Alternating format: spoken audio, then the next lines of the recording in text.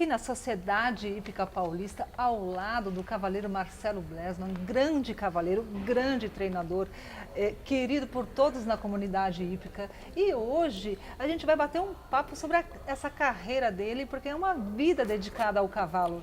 Marcelo, são muitos anos dedicados ao hipismo, passaram por uma Olimpíada, mas a gente voltando lá no tempo que todo mundo um dia foi criança, como é que você começou a montar? O que te levou para o hipismo?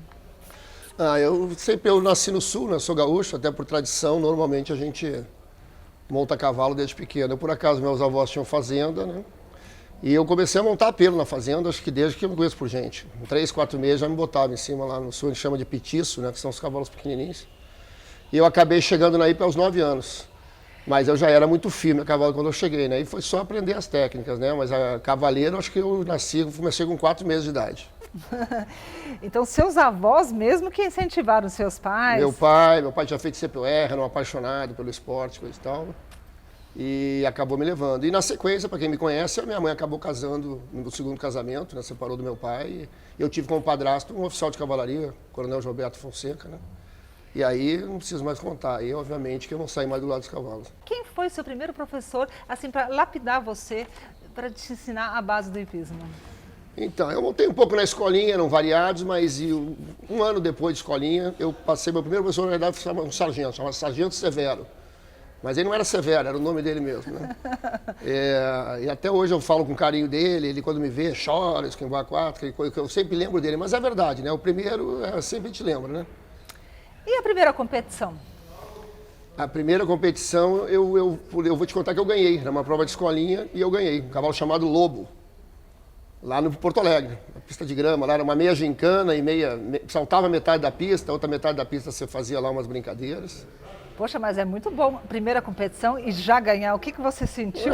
Sorte de principiante, né? Isso acontece, mas por acaso eu ganhei. Depois eu fiquei um tempinho para ganhar a segunda, mas a primeira eu ganhei. E daí para frente, como é que prosseguiu essa carreira? Como é que você começou no salto? Como é que foi indo? Então, eu sempre gostava, né? E eu levava jeito. Então, à medida que eu ia ganhando mais uma prova, eu queria um pouquinho mais. E aí foi essa escadinha, até o dia que eu me toquei que o que eu queria mesmo era fazer isso. Eu já estava lá com uns 18, 19 anos. E aí resolvi viver de cavalo, né? E como é que foi essa transição para o seu caminho profissional? Foi meio natural. Na época não tinha muitos profissionais, né? Tinha esses mais conhecidos, que eram o Caio Sérgio, o Filipinho, o Gerson Monteiro, né, na Europa. O Alfinete, na época ainda estava na Europa, estava voltando para o Brasil. Então não tinha muitas opções. E na realidade, meus tios, que a gente chamava, né? Eu sou gaúcho, a gente chama pai de amigo de tio, né? Mesmo sem ser da família. Eles tinham um cavalo bom e, pula meu cavalo na prova. E eu comecei assim, a emprestaram dois. Eu comecei a montar um monte de cavalo, o pessoal ia vendo. Você saltou júnior, como é que Saltei foi? júnior. Eu tive uma base muito boa, porque eu sou bem nascido, podemos dizer assim. Para quem mexe com cavalo sabe o que é bem nascido ou mal nascido. Eu sou 9 de março. E na época o mirim era dos 10 aos 14, até o ano que faz 15. Como eu nasci em março, então eu pulei um brasileiro com 10, com 11, com 12, com 13 e com 14. Eu fiz 5 brasileiros de mirim. Eu acho que só tem 2 pessoas no Brasil que fizeram isso. Se não me engano, sou eu e o Marquinhos Alves, lá de Minas, porque é difícil. E depois eu fiz 4 brasileiros de júnior. Então eu tive uma base muito boa. Muito importante essa parte, né? Muito boa, já me deu muita experiência. Quando eu cheguei com 18 anos, eu já era, podíamos dizer assim. Claro, hoje eu sei que eu não era experiente.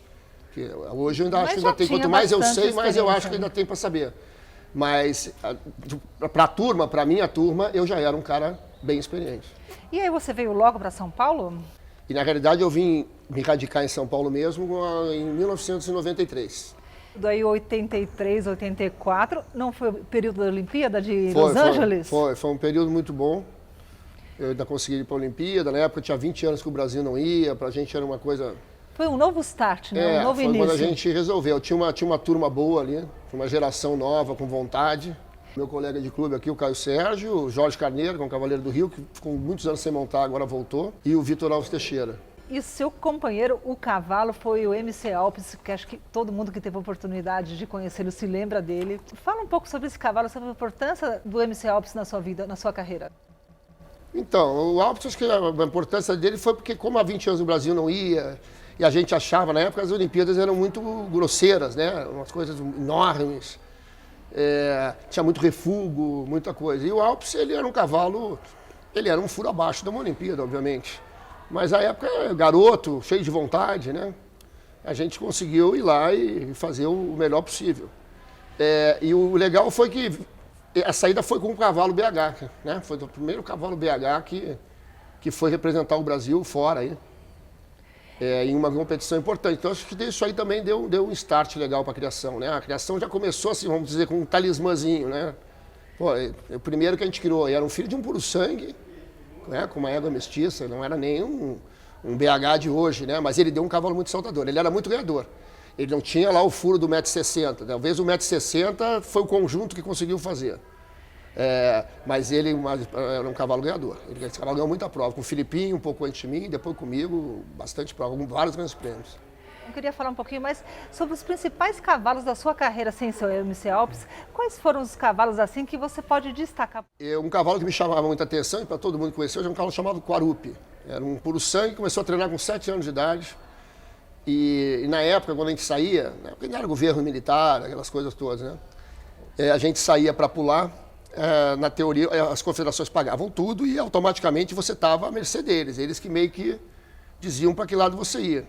Eu fui pular em Porto Alegre, eu tinha 18 anos de idade, recém-feito, e fui para o Sul-Americano lá na Argentina. Só que eu não ia pular o Sul-Americano, que era 1,60 m de altura. Eu ia pular a série menor. Só que chegou lá, um cavaleiro não pôde ir. Se não me engano, foi o Jorge Carneiro, os cavalos estavam lá, mas na hora ele não pôde ir por motivos pessoais.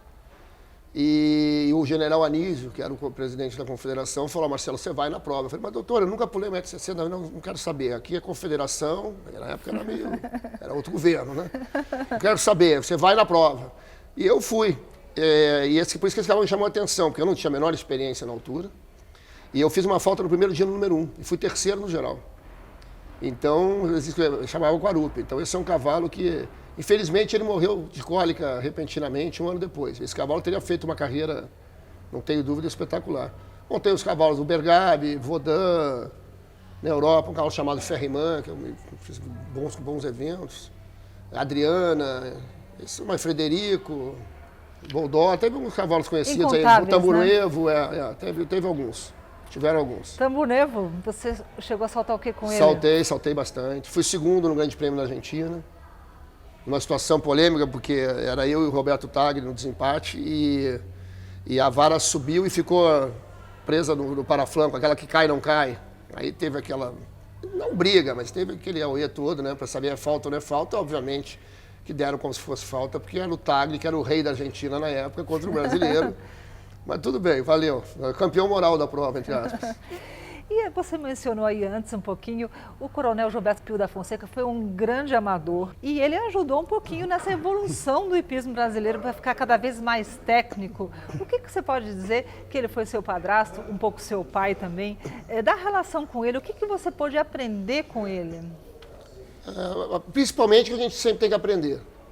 Ele sempre deixava bem claro que quanto mais você acha que sabe, é que você começa a descobrir o quanto você ainda tem para saber. Ele era um cara muito estudioso, um cara que fez 4 universidades o tempo que era militar, depois ele foi superintendente da Globo e tudo.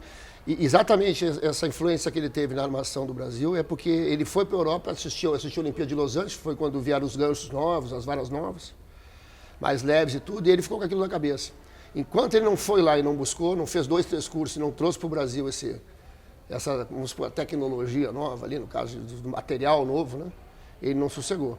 E ele começou tudo por ele mesmo. Aí depois é que ele se envolveu na confederação, e aí começou a ter algum apoio da confederação na época, e ia trocando os presidentes, mas ele era um cara tão centrado, assim, tão focado, gostava tanto que trocava os presidentes e ele continuava. Ele praticamente ele se aposentou pela idade, né? Porque ele não dava mais. Porque trocaram acho que 4 presidentes. Ninguém queria trocar ele. As 3 medalhas de ouro do Pan-Americano que o Brasil teve, as 3 medalhas do Pan, ele estava presente, as 2 medalhas olímpicas, ele foi o chefe de equipe em todas essas. Nas 5 medalhas do Brasil, ele foi o chefe de equipe. Como você bem disse, o MC Alpes, Olimpíada foi em 84. Desde então evoluiu muito. Como que você viu esse avanço da criação ao longo desse período? Não, ele tem vindo bem. Eu acho que agora a gente chegou num segundo estágio. A criação demora muitos anos. Esse ano a gente já cruzou, já nasceram entre mais ou menos 800 potros. Eu não sei se você sabe, eu faço parte lá do Conselho Técnico do BH. Da Associação Brasileira dos Cavalos de Pismo. Os garotos de ponta a gente já tem, o acesso para eles é fácil, nós já estamos treinadíssimos no Brasil em inseminação e um monte de coisa. Os sêmen são fáceis, é prático comprar sêmen, não tem dificuldade nenhuma. Então, o que precisamos hoje é evoluir as éguas. Então, essa é a parte 2. Nós estamos tentando, a própria associação está apoiando, até com algumas isenções de taxas, de algumas coisas para éguas ranqueadas, né? Quer dizer, está chegando essa consciência a importância das matrizes. Explica um pouquinho para o nosso público o que é uma égua hospedeira. Você faz o coleta do embrião e você pode tirar mais de uma cria da mesma égua e sem perder a égua. A égua, se for uma égua que estiver em campanha, estiver competindo, ela pode continuar competindo. Você tira o embrião e põe ela como se fosse uma barriga de aluguel. Na realidade, é uma barriga de aluguel. Só que durante muitos anos, a gente, por falta de prática e tudo, a gente nunca deu muito valor a essa barriga de aluguel. E ela é importantíssima. Hoje em dia tem análise, a gente já vê na prática, para quem tem acesso à criação. E hoje já tem até praticamente escrito isso aí, né, pelo mundo inteiro. Ela transmite sim. É importante a hospedeira sim ter um perfil de ponta, né? Não é qualquer aguinha, é porque prejudica sim o potro.